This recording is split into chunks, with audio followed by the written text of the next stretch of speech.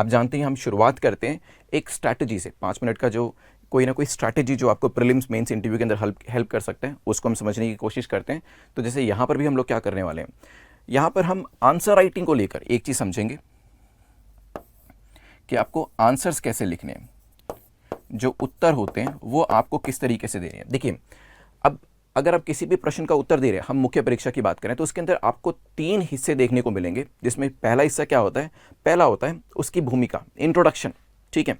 उसके बाद फिर उसकी मेन बॉडी आती है और लास्ट में जाकर आता है कंक्लूजन, ठीक है। तो हम इसे कह सकते हैं एक तरीके से इंट्रोडक्शन, बॉडी, कंक्लूजन, ठीक है, IBC मॉडल।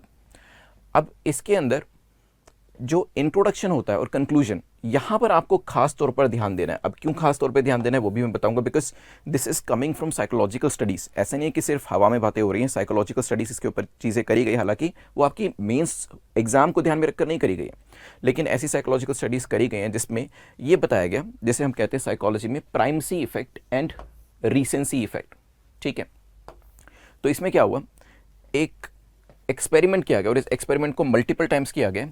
इस एक्सपेरिमेंट के अंदर 50 लोगों को शामिल किया गया, ठीक है।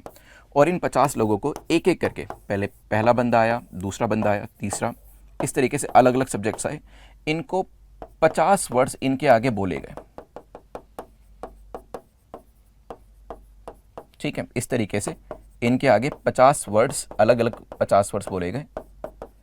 जैसे वर्ड्स लाइक कि पहला वर्ड हो गया पेन, दूसरा वर्ड हो गया चेयर, तीसरा वर्ड हो गया कैमरा, चौथा वर्ड हो गया लैपटॉप। इस तरीके से करते हुए हमने 50 शब्द जो थे वो इनके आगे बोले।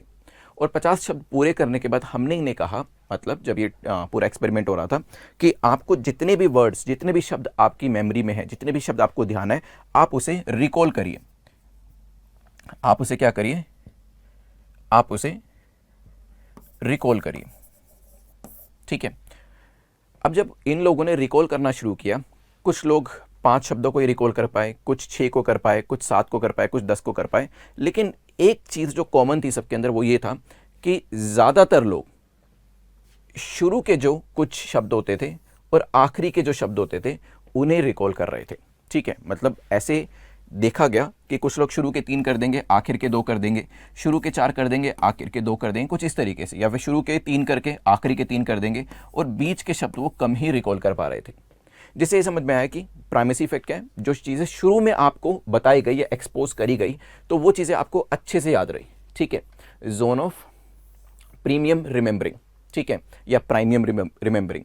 जो लास्ट में बताई गई वो ऐसी चीज़ें थी जो रीसेंट थी। जैसे ही 50 शब्द आपको बताए, एकदम से आपसे पूछा कि बताइए कितनी चीज़ें आपको याद हैं, तो जो चीज़ें अभी इमीडिएटली बताई गई हैं वो तो आपको याद रहेंगी, और जो शुरू में बताई गई थी, क्योंकि वो बीच वाली चीज़ से अलग हो जाती है, इस वजह से वो याद रह गई, ठीक है। तो ऐसा बहुत सारे सब्जेक्ट्स के साथ देखा गया और ऐसे एक्सपेरिमेंट बार बार करेगा और ये पाया गया कि इसको क्या कहते हैं, प्राइमेसी इफेक्ट। जब आप शुरू की चीज़ों को अच्छे से याद रखते हैं और जब आप लास्ट की चीज़ों को अच्छे से याद रखते हैं, मतलब बीच वाली जो चीज़ होती है कहीं ना कहीं वो आप भूल जाते हैं। तो अब हम इसको अपने जो मुख्य परीक्षा के जो आपने आंसर राइटिंग प्रैक्टिस करनी है उसमें कैसे यूज़ कर सकते हैं।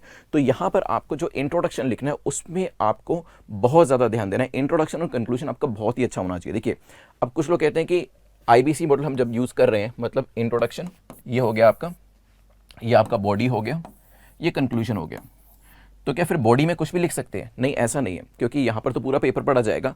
आप एक साइकोलॉजिकल, आप कह सकते हैं एक्सपेरिमेंट की लर्निंग को यूज़ करें, तो इसका मतलब ये नहीं कि बॉडी में आप कुछ भी लिख देंगे और नंबर मिल जाएंगे, नहीं।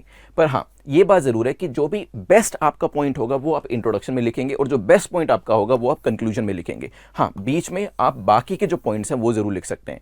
इवन बॉडी के अंदर भी आप कोशिश करिएगा, मान लीजिए बॉडी के अंदर आप 7 पॉइंट्स लिख रहे हैं, मान लीजिए ऐसे नंबर करते हुए, तो इन 7 पॉइंट्स में भी जो सबसे अच्छा पॉइंट होगा वो पहले नंबर पे और 7वें नंबर पे लिखिएगा, क्योंकि वहाँ तो आपके पास पूरी लेवरेज रहती है, फ्री वे रहता है, आपकी फ्री विल भी यहाँ पर रहने वाली है कि कोई आपको ये नहीं कहता कि ये पॉइंट आपको तीसरे नंबर पर ही लिखना है। तो आप जो सबसे बेहतरीन पॉइंट होगा, जो आपको लगता है कि हाँ ये सबसे अच्छा पॉइंट है, वो आप पहले नंबर पर और 7वें नंबर पर लिखिएगा।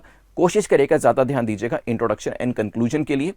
इसका मतलब ये बिल्कुल भी नहीं, मैं बार बार ये चीज़ कह रहा हूँ कि बॉडी में आप कुछ भी लिख सकते हैं, यहाँ पर आप कहानी नहीं लिख सकते हैं। ऑफकोर्स यहाँ पर भी जो आपके पॉइंट्स होंगे वो अच्छे ही होने चाहिए, लेकिन अगर आपके पास 10 पॉइंट्स हैं किसी भी उत्तर में लिखने के लिए, तो आप कोशिश ये करिएगा कि जो बेस्ट पॉइंट्स आपके, जो सबसे अच्छे पॉइंट्स हैं, वो आपके इंट्रोडक्शन, कंक्लूजन और यहाँ आने चाहिए, ठीक है। तो इस चीज़ को आप ट्राई कर सकते हैं. This is the primacy and recency effect.